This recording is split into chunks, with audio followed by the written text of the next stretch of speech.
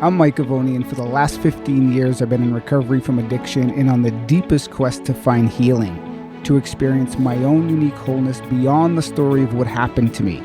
By taking an integrative, holistic approach to experience transformation, I bring you the Healing Beyond Recovery podcast, a show dedicated to people in recovery who are looking for deeper healing and transformation.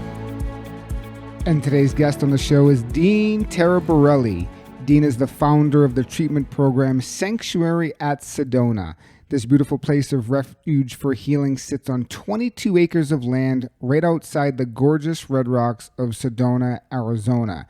Dean has a BA in political science and is currently senior teaching staff at Four Winds Society, an international school of energy medicine. His credentials also include being an ordained minister, a certified shamanic breathwork facilitator, a founding member of the Society for Shamanic Practitioners, a member of the Association for Comprehensive Energy Psychology, and part of the National Institute for Holistic Addiction Studies. I love Dean's credentials and accomplishments, but the most important thing I can say is this man has done his own personal deep work, which allows him to be a conduit to teach, guide, and mentor and support others who are in recovery to experience deeper healing and transformation. Dean believes we don't have to be defined by being in recovery for the rest of our lives, but rather we can fully recover. In this episode, we talk about moving beyond recovery to be fully recovered and the work it takes to make this great shift possible. So without further ado, Dean, welcome to the show. Yeah, thank you, Mike. And thank you so much for having me on your program today. Quite an honor. And I just appreciate being with like-minded folks. You know, the recovery movement, it's changing a lot. And it's just nice to be with people that understand that. So a little bit about me. The way I came to this particular path, I've had a drug problem since I'm 12 years old. And, I could manage it. Started out with incessant marijuana smoking. That led to alcohol, and that led to pills and heroin and, the whole bit. And during this process, I went to treatment. So the first time I went to treatment, I was in my 20s, and I went there for alcohol, and they said, okay, well, you're an alcoholic. And I thought about that, and I thought, okay, well, I'm not crazy. It's not that I can't function in the world. So that's not the problem. I'm not stupid. I'm moderately intelligent. So it's not that I don't know that something is happening, but I can't stop. So I'm an alcoholic. So I took it, and I become Mr. Alcoholic. I go to meeting after meeting in groups and so forth. And I did that successfully for about 5 years until I relapsed. And anybody who's an alcoholic out there knows when you relapse, what do? You hit it hard. So that then led to more treatment. I had some more clean time. I went and got some pills at the dentist one time, and the next thing I know, I'm buying 100 Percocet a day from the VA, and developed this horrible opiate habit. And now I'm going to treatment and detox, and I just couldn't seem to get on top of it, right? I followed instructions to the T. I just couldn't seem to get well. And when I went to treatment, the interesting thing was about it, like I was a very compliant patient. Like I did exactly what I was told. If they said do this, I did this times 5. I was not messing around, out smoking, or whatever people were doing. I mean, I was very dedicated, so I paid very strict attention, and that'll be important later. And what became then when I wasn't getting well in the traditional therapeutic model, which I have been to every kind of treatment under the sun. I mean, I've spent hundreds and hundreds of thousands of dollars on treatment. I started looking outside of the U.S. So I've been to 50, 60 countries on this planet, studying with shamans, mystics, clerics, doctors, you name it. I would go see them if I thought somebody could help me because, my life, I had so many good things to live for. I looked good on paper. All of this was happening, and I was able to keep it pretty on the down low, very functional addict, doing 20 bags of heroin a day and still working 16, 18 hours a day, And Wow. so this went on and on. And then what was interesting, I was during this process, uh, I had so many overdoses. I was hospitalized so many times. I had two death experiences. I mean, I was clinically dead twice. And, it was bad. It was really bad. And, to avoid all the kind of the trauma drama, I mean, I could tell you stories and fill a book the size of War and Peace with all my little war stories out there. And so as I'm getting, I was very close to my death. And I know that was coming only because I didn't have the energy to fight anymore. I had exhausted every treatment option. I had tried everything. I was just so I was at the end of my rope, and I had just resigned myself to. I just didn't have the energy to like swat flies off my face, let alone keep trying. And it didn't bother me that I was going to die. What bothered me, Mike, was that I wasn't going to fulfill my life's purpose. That Wow. I wasn't going to accomplish what I came here to do, and I didn't even know what that was. Right? I didn't even know, but that bothered me. Something bothered me, and that was enough to get me to my last treatment experience, which turned out to be the worst treatment center I've ever been to. And I had a revelation when I was there, and I think this is the important part of the story. And so I'm sitting in this treatment center, and I noticed that the counselors are telling people different things, and there's a lot of kind of incongruent things. They're saying one thing and doing another, and it occurs to me like I have all of my counselors, because I paid very strict attention. When I was in treatment, like I was there and I was attentive, so I remembered every single one. And I've been to treatment with hundreds and hundreds of people, right? And so I realized, well, wait a second. While all these counselors meaning well and being well are two different things. And while they may have been successful in stopping their addiction, were they alive? Were they empowered? Were they awake? Were they, or were they still defined by their addiction, right? And I realized, oh my God, I think for the most part, these people are still stuck in some kind of still stuck in that model somehow. And then it occurs to me, and talk about feeling bad. I mean, I have hundreds of thousands of dollars in this thing. I weigh like I'm skinny as a rail. My eyes are 2 inches in the back of my head. I've been so sick. And all of a sudden it occurs to me, wait a second, 30 years worth of addiction, 20 of which is in treatment. I know more about this stuff than any counselor I've ever sat across from, because I have this whole world view. Like I know more about holistic healing and recovery than anybody. And all of a sudden it occurred to me, that's my training. Like all of a sudden that was it. I'm supposed to create a new model. And that's when everything changed. And I decided, you know what? I'm leaving treatment, and I'm never walking in the door of a treatment center again. And the only way I'm going to do that is to go and create a treatment center that's going to work. And so that's how I got in this model, through my own trials and tribulations and my own investigating, and what worked and what didn't work. So I don't know what I know or don't know, but I can tell you that I do know how to help people change, and I do know what keeps people from changing. That's what I know.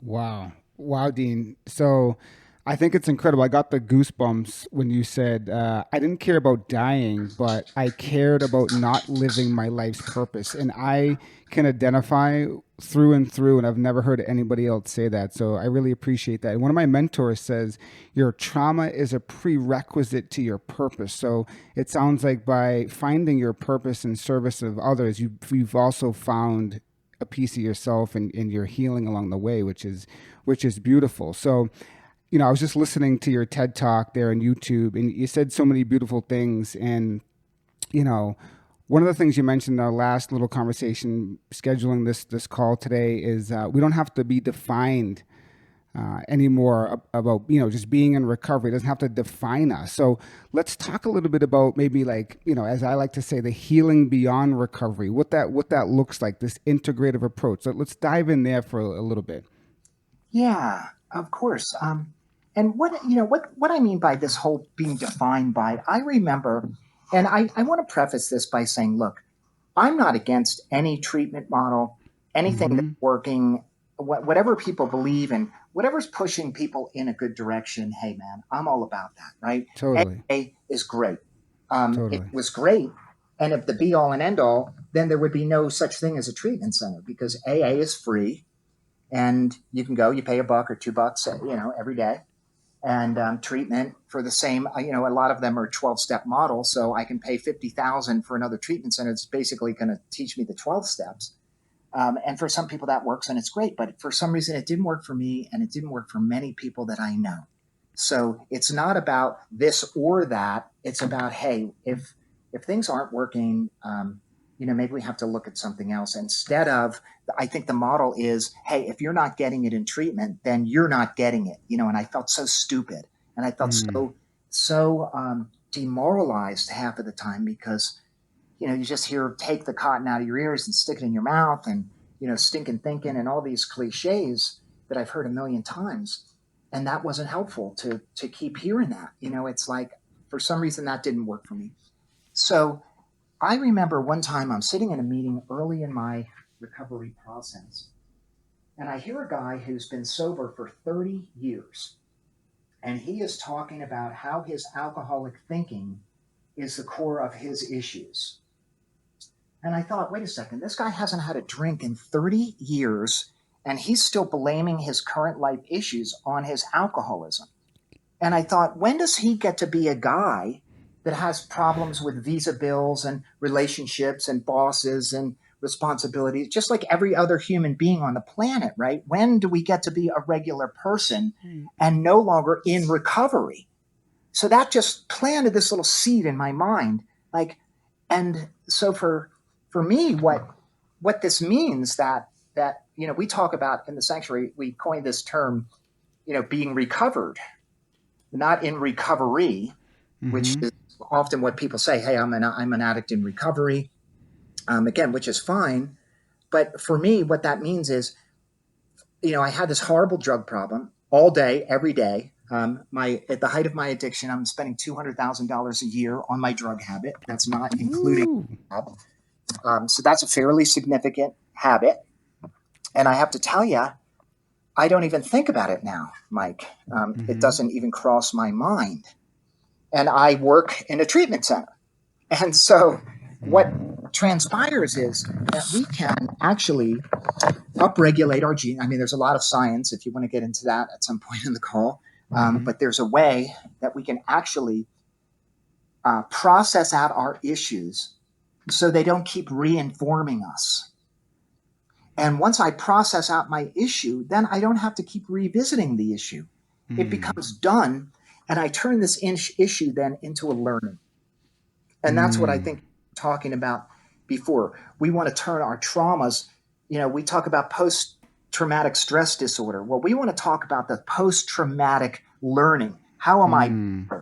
Because I went through all that. And that's all called the hero's journey.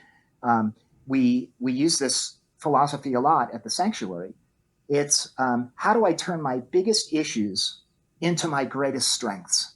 Beautiful. And when I can do that, for me, hey, my biggest challenge was my addiction, right? Horrible things just happened. And I mean, it was my biggest albatross, the cross that I'm bearing, the whole bit. And now it's my greatest gift to the world. And so that's what we want to get to, because then we're totally free of it. And now we can be in the medicine of it, the gift of it, rather than the trauma of it. Totally. You said people in your TEDx talk, people keep talking about the past because they haven't resolved the past. And I thought that was so profound, because for 10 years, Dean, I went to AA and sat in AA, and through my biggest, let's say, dose of suffering, which was illness, brought me to a place of deep, deep healing and transformation. So I totally identify of going through that dark night of the soul and transforming it. But we have to move beyond the past. So as something you said earlier in regards to, it's in the unconscious mind, right? It's the unconscious mind that's driving them. These people in recovery that are still stuck, still going back.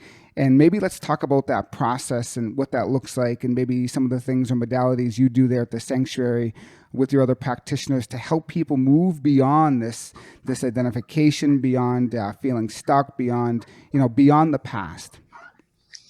Yes. You brought up the unconscious mind, and I think it's really important for people that are trying to change. And this doesn't have to be restricted to addiction. This is everybody. This is in general. Welcome to being a human.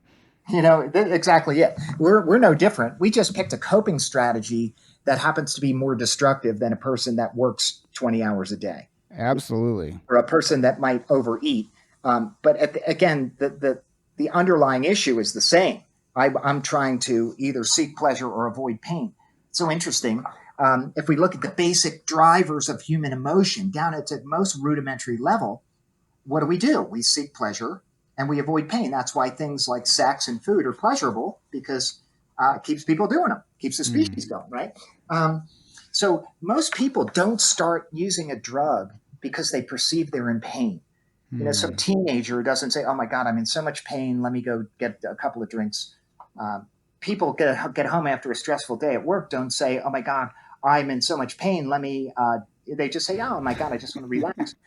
So if that's the case, but once people take the drink, then all of a sudden they can dance better and they encourage to speak to a member of the opposite sex or tell their boss to jump off a bridge, or all the things that they wouldn't do. So we have to ask the question: wait, why is it that I have to be intoxicated to actually dance freely or have the courage to actually say what's on my mind? And that brings us to all of our inhibitions, all of these rules that we have about the world. You can't say this, you can't say that. It has to look that way. You have to look this way in front of this neighbor. You can't, what will the neighbor say? All these messages that we get at a very early age. And this is all humans. When you're a little child, Mike, little children learn very quickly what gets them a reward and what gets them a punishment from their parents or their caretakers. And they adapt very quickly to get the reward. And that then creates the rules, the unconscious rules, along with trauma and other things that we can discuss later. And these all exist in the unconscious mind. People don't walk around understanding what their rules are, but every single decision that they make. So every single thing that you do this morning, if you brushed your teeth or not, you either brush them because they whiten your teeth, freshen your breath, or fight cavities. If you didn't brush your teeth, well, you didn't have time, you didn't care about any of those things. If you use fluoride, oh my God, that makes your teeth hard. If you didn't use fluoride, oh my goodness, that's a neurotoxin. I would never use fluoride. Most likely, the people listening to this podcast weren't thinking that when you're standing in front of your mirror this morning. You brushed your teeth or you didn't, and you didn't think about why or how or the whole thing. And most of us go through life exactly that way. So this is where lies all of our unprocessed hurts and wounds and pains. There is always a cause for addiction, always. And that can either be physical, like you had mentioned. A lot has to do with now the gut-brain connection. So David Perlmutter is a guy that we know. He's one of our mentors here. And, he is pretty much in the forefront of neuroscience and has now pretty much, it's been discovered that inflammation is the precursor to anxiety and depression. Not co-occurring like we used to think, but it happens before. So people get inflamed. Now, how can that happen? Well, the things I put in my body can be inflammatory, or things like cortisol, which is a stress hormone. And so it becomes very much important to start to look at things other than character defects and all the things that we might have been thinking about in the big book. So what's interesting about, I look at character defects sort of this way. If you look at a child who's 5 years old and he, urinates in his pants, it's not that he has a character defect. He just doesn't know any better then until he learns how to, go and use a toilet. The same way with people, just because I go out and do something that's dysfunctional doesn't mean it's like this giant character defect. It means that I just haven't learned a better way of navigating that. Yeah. And so This this Yeah. is all again in our unconscious minds. So really, all of our unprocessed stuff, and then the way that we went about navigating it at the time. So when I was 5 and I hid under the bed, well, hey, that works great when you're 5, but now I'm 45 and I'm invisible. I don't get seen. Whenever conflict happens, I sort of evaporate. I become quiet. I become invisible. I become unseen. I become very non-confrontational and don't stick up for myself because of a strategy, and I don't even know that I'm doing it. And that's how people continue to relive the past. And you had mentioned that, we talk about the past. What's happening when someone will come and tell you all their war stories, and then I did this, and then I did that, and then I did this. They don't realize it, but what they're trying to do is process it to be kind of done, because these stories define them. That's why I'm telling you, oh my God, I have this problem, and I have ADD, and I have this problem, and I'm an addict, and I've got this going on, and my wife left me, and all these things that define us. So I think really at the end of the day, we have to decide what is it that we want to be defined by. And that's part of the recovery process.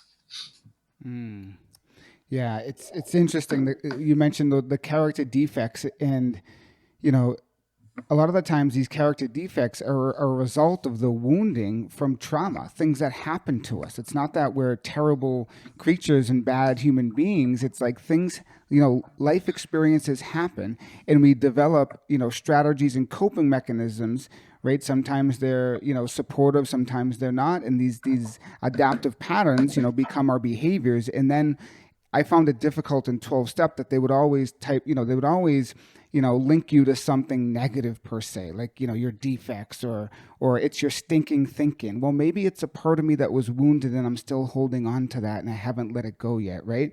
And to go back to the inflammation, Perlmutter has some wonderful books, supporting people's gut-brain axis issue and supporting the microbiome is so important, because 90% of those feel-good transmitters are serotonin is being made in your gut. So this is great. And I think this is what you mean by taking that integrative approach. We have to look at the gut microbiome. We have to look at what, foods you're eating. We have to look at what beliefs you're holding. And this is that comprehensive, integrative, holistic approach that is so beautiful. And I'm so grateful of people like you, Dean, that had to go through the fire and do your own personal work and awaken and shift your consciousness to bring this type of framework for people who are in recovery to understand. And I think it's beautiful. So thank you. Well said. Well said. And Mike, I'll share a couple of things.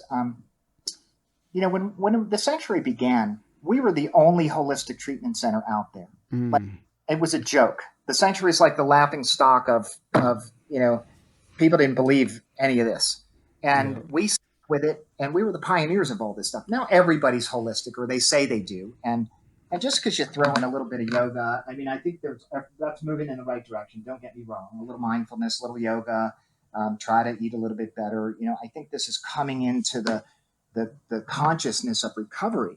But I think what's really important is how these things fit together, because they have to fit together in a very specific way in order to get the most effect, similar to how the systems of the bodies all work synergistically to create you.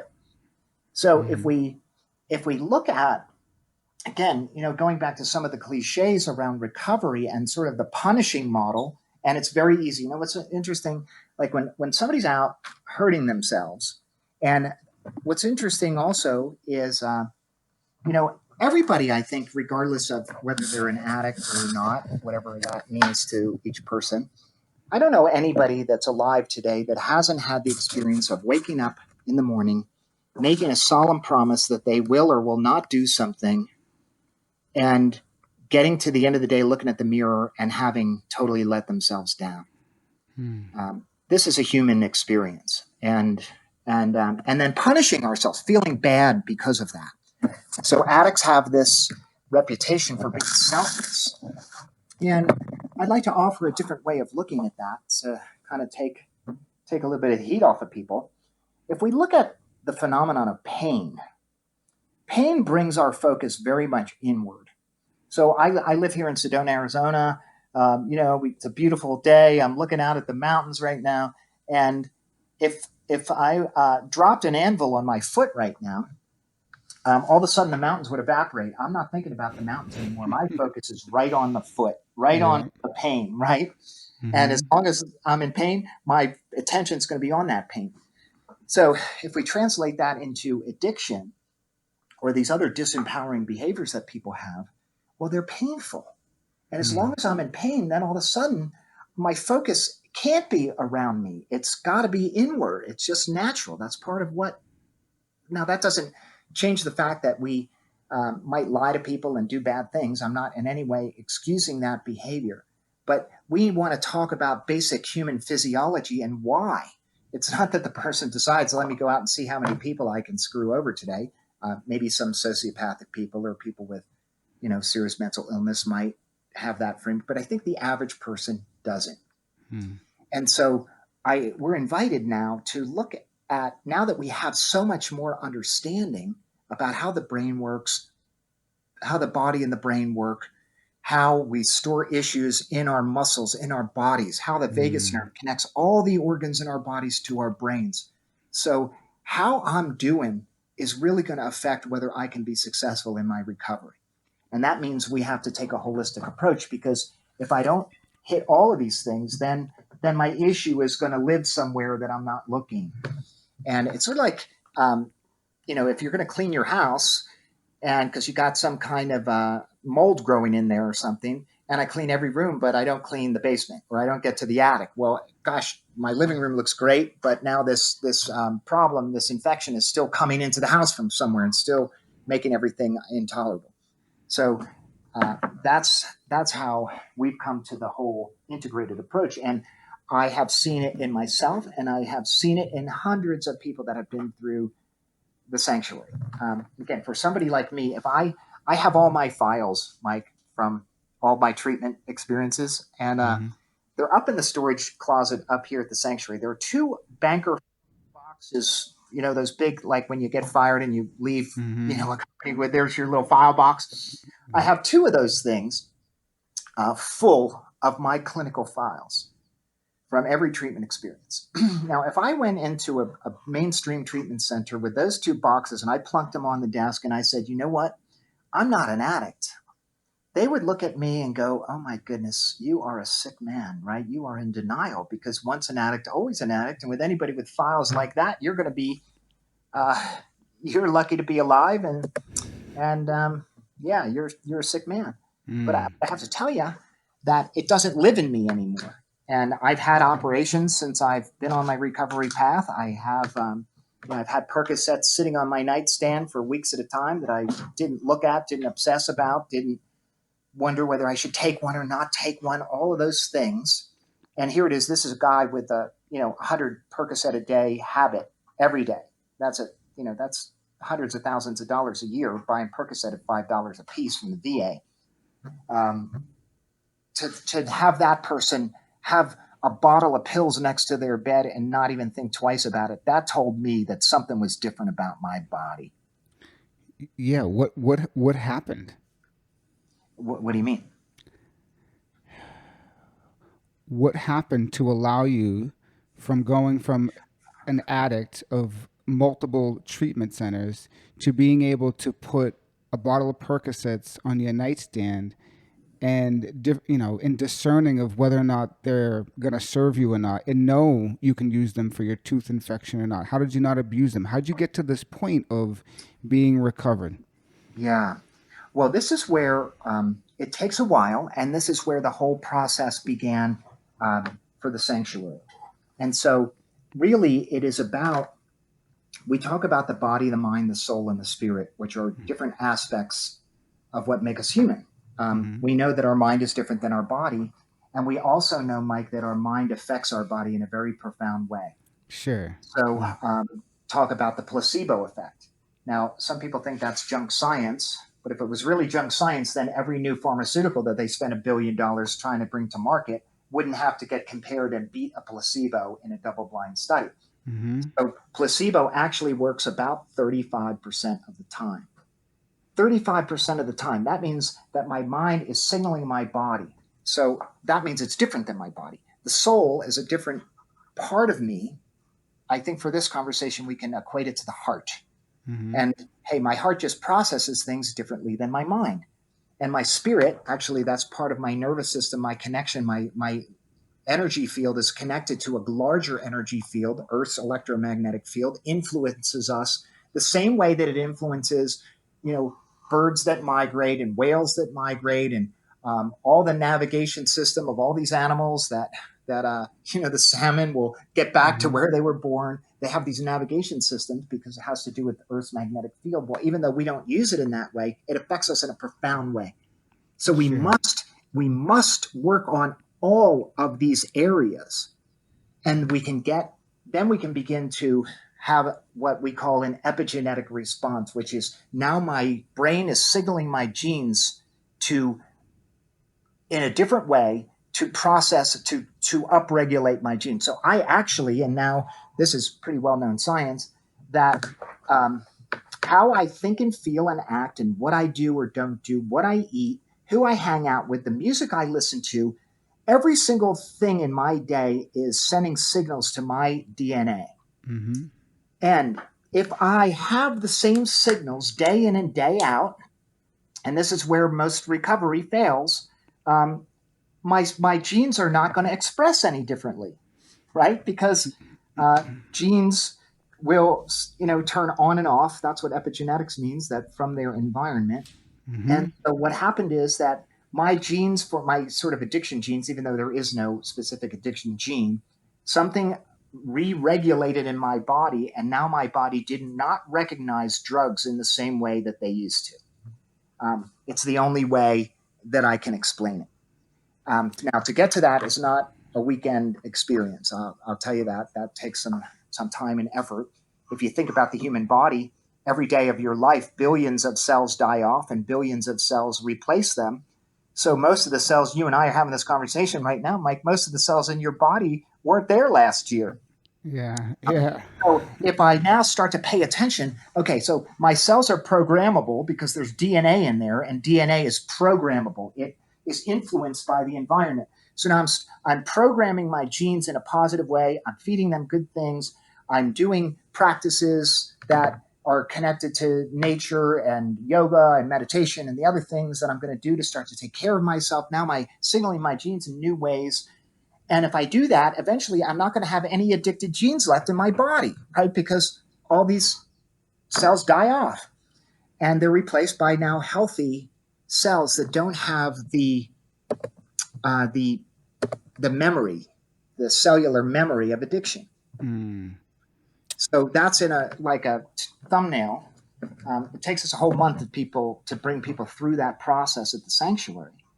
But I don't know anybody else that's looking at it that way and doing it that way. Yeah, that's deep, and for the listeners, this doesn't happen overnight. But for example, I can share one modality that is known to change gene expression, including lengthen the telomeres, right, which is the indicators of how long your life is, and it's one simple practice, and it's called meditation. Right. So this is just one of many things, myself and Dean incorporate in our work. But this is how powerful meditation is. My mentor wrote an article, "Meditation is Medication," because you're literally upregulating new genes to signal different responses in the body, which is amazing. Now, going back real quick, I know Gabor Mate talks about addiction not being a disease, and I'm on that page. I don't think you were born with some disease of addiction. I think, right, this is just my take, and I think I think depending upon your environment, right, could have expressed, let's just say, if there is a gene for addiction, or if there's not, it could express that pain and hurt and that wounding, that trauma for you to seek outside yourself. But I don't think we were born, with some disease. But I think whether or not, and what happens to us, what our experience is like, can alter whether or not we become addicted or not. But I think it's amazing, Dean, that you're really bringing that all in, together through that, through seeing through the lens of environment and gene expression and epigenetics. And that happened to me. What you're experiencing happened to me. And I actually healed from a debilitating chronic illness because I repopulated my microbiome, because I meditated, because I switched all my food to organic and stopped eating processed trans fats, packaged food, because I started embracing and loving relationships, right? And yes, this is the healing beyond recovery. This is what you're talking about, being recovered, right? So I got an interesting question because I'm dying to ask it, and I'm sure others are curious too. Does this mean you can drink booze again? Mike, how many times I've been asked that question? Um, I've been asked that question hundreds of times, probably. And most of the time, the people that ask me that question are counselors. And my response is this: if I have this debilitating problem that is going to end my life and put me in this ruination, I go through a healing process, and now I don't have that anymore. And the benchmark of whether I'm well or not is whether I can consume a chemical that's going to change my state of mind, take me out of the present moment. I think that person probably needs a little bit more recovery. Because for me, being recovered means I'm free. I'm no longer defined by that. The thought of going and drinking again or getting high again is so outside of my way of dealing with stress or dealing with a great time or going. When I'm out with friends, I don't even notice who at the table orders wine or not wine anymore. It doesn't even occur to me to think about it, to care about it. Now, naturally, I'm not going out with people that are getting all sloppy because that's not fun for me. It's not interesting to talk to people that are that intoxicated. But so I think that there are probably some people that can do that. And I think most of the time that people, by the time they get to the point where they can, they're probably not going to want to. And I can tell you, the reason why I don't do any of that today is not because I'm worried about something bad happening. Let's face it, Mike. Anybody who's listening to this that's ever had a drug problem, having something bad happen to them has never stopped them from doing anything. Like we get a DUI. Okay, I'm never drinking and driving until 2 weeks go by. Until, of course, I am. Until this, my wife is going to leave me until she comes back, and it all gets swept under the carpet, and then I, slowly resume again. So having something bad happen is not going to be the big deterrent. It is in the beginning. Hey, we get a DUI, we get the ultimatum from our family, our boss is going to fire us. So yeah, that can become the impetus. But really what keeps me sober, and I don't even use that word, what keeps me on my evolutionary path, what keeps me clear is I want to be available for the subtle clues and cues of the universe. Those subtle little glances that you would catch if somebody's looking, or I have an idea and I'll act on it that I wouldn't have had if I was slightly confused or intoxicated at all. And those are the things that change life from being average to being stellar. That's when I'm available for the synchronicities of the universe. That's when I'm available for such mind-blowing stuff that it makes getting high look like child's play compared to building a space shuttle. So I want to be available for life. And if you think about it, Mike, most of our lives, and I don't know about you, and you can answer the question, but I don't really have great memory of all the big events that were planned and rehearsed in my life. My graduations, my wedding, my this, my that, I don't remember those things so much. What I do remember is these unrehearsed little moments that just happen spontaneously. A little child says something. Somebody says something. This little moment happens and we saw it. This precious life expression happen. And if I wasn't looking, I'd have missed it. If you weren't looking, you would have missed the first steps that your kid takes or your first words that they say. If you weren't there, you wouldn't see that. If you're intoxicated, you're going to be looking somewhere else. So this is about getting in the game and really being a full active participant in your life, which is what people are looking to do when they're getting high, right? They want a new experience. So once I can get those experiences some other way, the thought of drinking again is so unappealing. Now, I can't speak for everybody, but I would say that that's how most people wind up feeling about it. But I also think that once I kind of work out my issues, I maybe have a totally different relationship with alcohol. I know some people that have done that and choose to continue to drink a little bit and are able to manage and do it responsibly. And hey, that's their path. And so the answer is yes, I think that you can. And B, if you really go about this thing, you're most likely not going to want to. Mm. Yeah. I think to sum it up, like very simply, what you just said is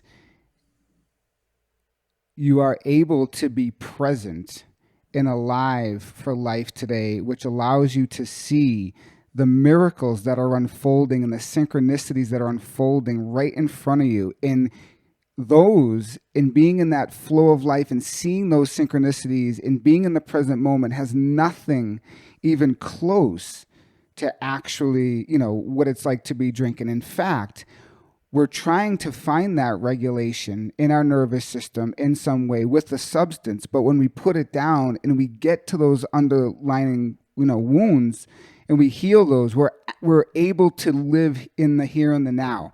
And I think it's really beautiful. And like you, Dean, can I drink again? I don't know. I don't know. I don't have anything inside of me that feels like I need to escape or numb myself or anything. But like you, I am so enthralled in life right now and being of service and being a part of this thing and seeing the hummingbirds out here in my backyard in Sedona. I mean, that I don't want to drink, and I want to actually be present. I want to be here for life. And I think that's a huge shift from trying to check out to now checking in. And, for me, I can't use, I can't check in deeply like that if something is hindering my consciousness. So I totally relate to that. And for guys and gals who are listening, like Dean said, this doesn't happen overnight. I'm sure you spent a couple $100,000 on your healing journey. Not to say that you have to spend money to get here either, but it can be a long, arduous road. And just for shits and giggles, I'm curious about your take on psychedelics. I don't know them, but I just thought I'd ask you. What about ayahuasca, MDMA, psilocybin, things of that nature to help promote that mystical or transcendent experience? What's your thought about that, Dean? Well, right now, we're using actually ketamine at the sanctuary. And ketamine is a psychedelic. It's it's not really classified as that per se, but it is a drug of abuse. And I'm a big proponent of that because I've seen the results. I've done it myself. None of the things that we offer at the sanctuary, I have not experienced myself. I've done it all. Yeah. And, in terms of psychedelics, I've done ayahuasca hundreds of times. And in my life, I've done ibogaine, not ibogaine, but iboga. That's the root from Africa. I've done that. And this is all in my healing journey. Yeah, yeah. So these things actually have been used for thousands and thousands of years. And what they do is there's a technical thing that they do, and they actually help to kind of get people out of what's called the default mode network of the brain. So think about your default mode network like your identity, sort of the same fixed circuits. That's you, Mike. That same thoughts that you think. It's interesting. Joe Dispenza, who's a friend of ours and has studied consciousness and how people think. 90% of what people think today, the 70-odd thousand thoughts, 90% of them are the same things that people thought yesterday, and the same things that people thought the day before and the day before. So it's kind of like watching the same TV show every day. So I wind up signaling the same genes. So no wonder why nothing changes. My genes are not making any new peptides. My body essentially stays the same. The brain doesn't change. So it's really hard. Hey, if I'm having a stress moment, an anxiety moment, it's really hard to say, oh, let me think about something else. We can't. So when we can use a tool, now these are tools. The problem I think with ayahuasca is that people think it's like the be all and end all. I'm going to go for some trip to Peru and I have this mystical experience, and now all of a sudden I'm healed. And, a month later they're right back where they started. These things are actually tools that can get us out of our default mode network, and they can be a great asset to the recovery process. I can tell you that all of them require doing the work in addition to them. So there's no getting out of this. There's no getting out of the work. There's no shortcuts in terms of evolution or being recovered. Have had many people come from ibogaine clinics, which they're using pretty successfully for opiate detox now, and still they have to do the work. And so, but those things can be great tools. We just have to be careful to not hang too much faith into them, and also think that they're going to heal you, because they won't.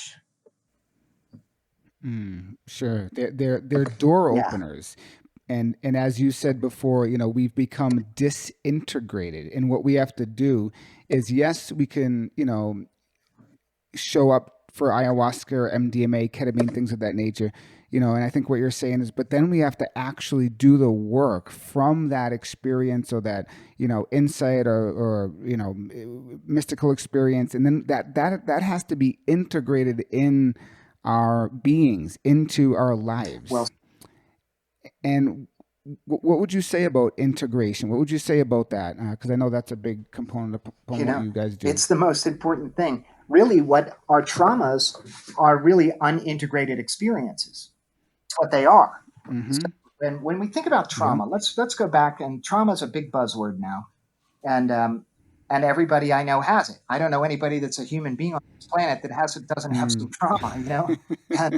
And you look at now what's going on. Sure. Oh my God, the fires in California. People are losing their homes. We've got this virus going on. Some people haven't left their house in however many months. We've got people that are afraid of death. We have people that are losing their jobs. We have people that are now, they say stay home. Well, not everybody has a safe home.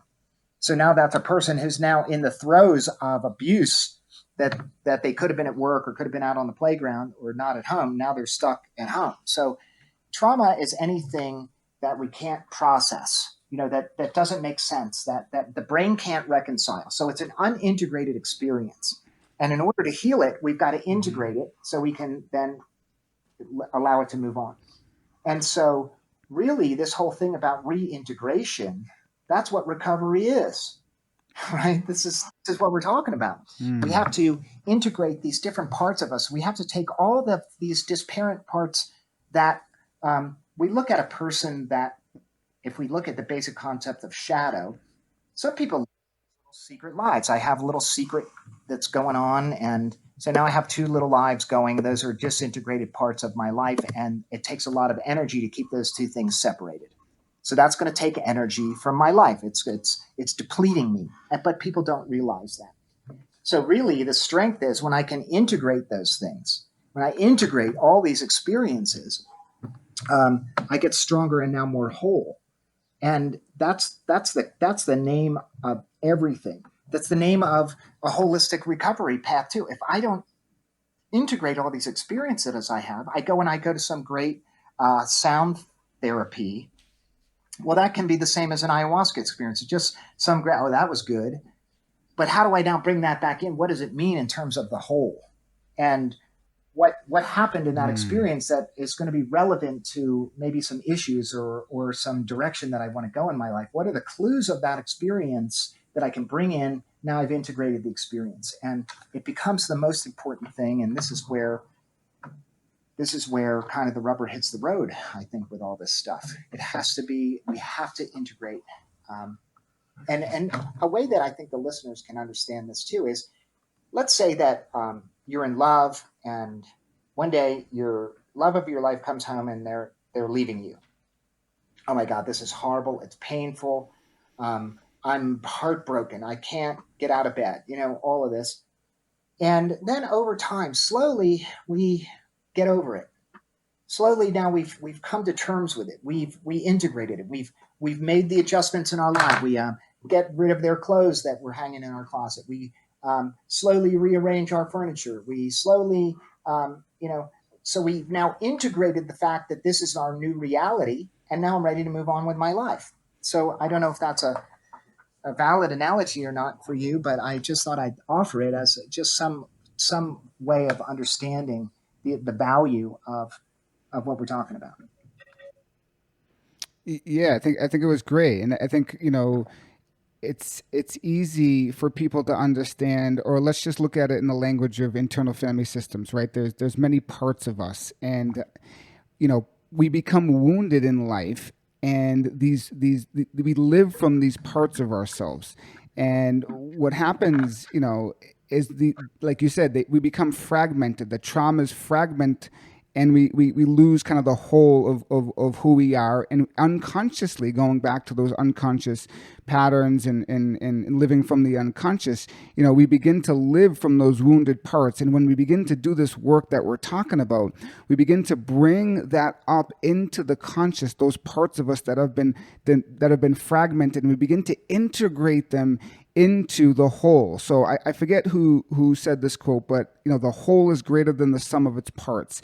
And we begin to integrate these kind of lost, fractured parts, wounded parts of ourselves back into the whole of who we are. And as we begin to do our deeper trauma work, like Dean's saying, we begin to develop that greater sense of inner resiliency, and ability to ground and find the moment, and we're less living from those kind of those compartmentalized parts of ourselves that are just kind of floating around. And I think that's the what's so beautiful about the sanctuary is you guys really work on that body, mind, soul, spirit approach, and you have to really address all of these parts of us to re-experience the whole of who you are. That's what I think it is for people to recover, is to experience the wholeness that is already present. And as Carl Jung says, we don't become enlightened by imagining images of light, but by only making the darkness conscious. So we have to bring that stuff up above the line of consciousness in order to process, integrate, and heal it, so we can move on and experience what I call the healing beyond recovery, or what Dean is saying, to be recovered. So I think that's beautiful. Well said. I think that was very eloquent, Mike. And here's the important thing to understand about all of these shadow pieces, or all of these. You talk about internal family system, all these parts of ourselves, and think about the parts of yourself as all these different voices in your head, right? So I have the critic, I have the desires, more life experience. I have the one who's afraid. I have the one who's anxious. All these different voices that we have in our heads. Well, all of these things have one central theme in common, and that is to keep us safe. They're just doing it in a way that is no longer relevant. Hey, what kept me safe when I was 5 doesn't keep me safe when I'm 55. When we then actually allow all these parts to have a voice, you use the term internal family systems, and the interesting thing is we can look at an internal system the same way that I look at a family system. So let's say we have a family, there's 8 kids and 2 parents, so that's 10 people sitting there. If I want to have a functional family, all of those voices need to be heard, right? From the littlest one up to the biggest one. And once everybody's heard, then kind of the leader can say, okay, well, I've heard everything, and now you have to trust that this is what we're going to do, and here's why we're doing it. And then all these voices go, okay, I understand that. But if they're not heard, they're going to rebel, right? They're going to fight. They're going to rebel. They haven't been because they're just trying to stay safe and get their needs met. So it's the same internally. We have to allow all these voices to inform us. So then, only then can my true core soul voice get heard. And what's happening with a lot of addicted people is, hey, my truest, my most authentic voice is getting drowned out by all of these protector parts that are just trying to keep me safe and out of harm's way. And I don't mean not using, I mean not feeling. That's what I mean by being safe or comfortable. Hey, these feelings, unconsciously, they're so difficult to manage that I'm going to do anything I can to not feel them. So this is the integration part. When I allow all these voices to come front and center, say your piece, and then sort of explain to them, just like I would in a family, hey, by the way, I'm different than I was now, and maybe you can trust me and just give me a chance. So these are all dialogues that need to happen, but they need to happen in a way that also other things are happening as well. You mentioned the gut microbiome. We have to work on our energy field, our energy system, which is directly affecting our nervous system. This is one of our primary things that we do at the sanctuary. which I can tell you no other treatment center is doing because they don't really understand it. But this is where shamanism kicks in and other things like it. And again, these things have been around for thousands of years. So anything that's been around for a few thousand years, Mike, that doesn't have like a lot of money involved in it must have some validity, right? Otherwise people would have thought, hey, let's stop doing this. It's a waste of time. But, shaman had been around for 50,000 years at least. So it tells me that there's something to be had and to pay attention to there.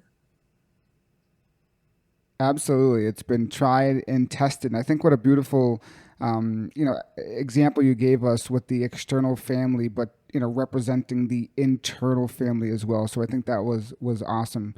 And Dean, I know you have to go for a meeting soon. So before you leave, why don't you tell the audience a little bit about where they can find you, maybe, a little bit about the sanctuary, just take a couple minutes, or social media, and how people can reach you. And specifically, from what I understand, is the sanctuary works with people that are actively trying to heal their substance abuse, right? Not people who are already in recovery, or a place, who's your ideal client? I think really we're a place where people come to get past whatever blocks they have. So our primary things that we work with is post-traumatic stress disorder, depression, anxiety, and addiction of any sort. And that can be street drugs, it can be pharmaceuticals, it can be any number of things. We get a lot of people that come for something called soul sickness, where like still listless, lifeless. They have everything, but their life is so meaningless and not enjoyable. And the Sanctuary is a 30-day program. We're a residential program. We're right outside of Sedona. So we're on 22 acres of, it's like being in a monastery. Every stone is put in a certain place. Everything is about people's transformational experience. This is what it's about, transforming, being different by the time you come, not about learning how to manage and have a tool. Those are great, and especially in the beginning, I need tools. But what I want to do is be different. I want to start looking. When I look at the world differently, the world looks different. And then all of a sudden, I'm having a different experience of the world. And that's what we're striving to do. So we serve the finest food on planet Earth. I have a hard time going to any restaurant. Go to the Chocolate Tree in Sedona. That's about the only place that I really feel comfortable eating there. So because food becomes medicine, whatever cells are in your body, they used to be whatever food you ate. So this is also in your brain and your gut. And so we are working on the body, and we do a lot of body work. We do a lot of yoga. We're working on the mind. We have, we have a client population of 10, and we have 2 full-time therapists, a psychiatrist, a whole bunch of people that come in every single day. There's a staff of about 25 people to support these 10 people that are here. And so we're doing a lot of the work of the mind, but most of it is to get to the unconscious mind.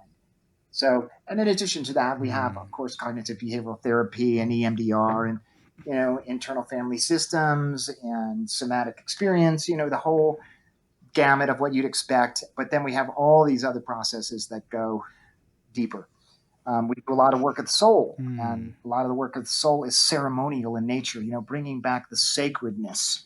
And we do a lot of work with the human energy field, and things like heart math. We take a picture of people's brains. We do a brain map when people get here and a brain map when people leave to just see the changes in brain function. And I can tell you, by and large, people have fairly significant shifts in their brain activity. And this is not mood specific. This is just the way your brain is organized and functioning. So you put all these things together in a very particular way, and all of a sudden you've got some power. You mentioned it earlier in the conversation. The whole is greater than all of these parts combined, because everybody that comes here has access to all this stuff.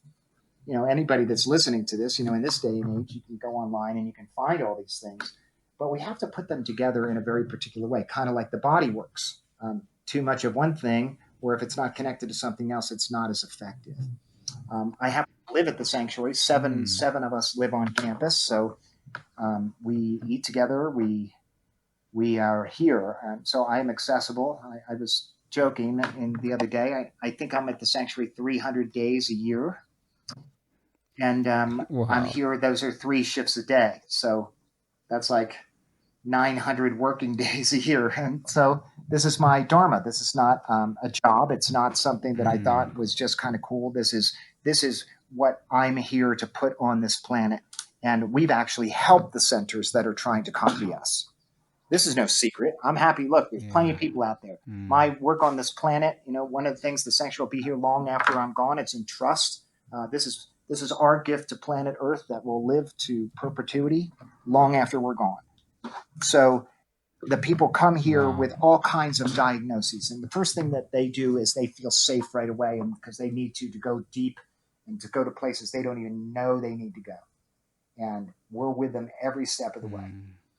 So I don't even know, to call us a treatment center, I think is a disservice to us. To call us I don't even know what to call us, because we're so many things, but we're a place where people come to wake up and be different and have a whole different experience. So it's not just restricted to chemicals. It's not just restricted to behavioral health things. These people with soul sickness, we've had people that are just stuck. People are in dysfunctional relationships. We've had people here for codependence, because that can be just as much of a killer, Wow. It's amazing the work that you're doing, Dean. You and your suffering have been a gift to the world. So I'm excited to meet you.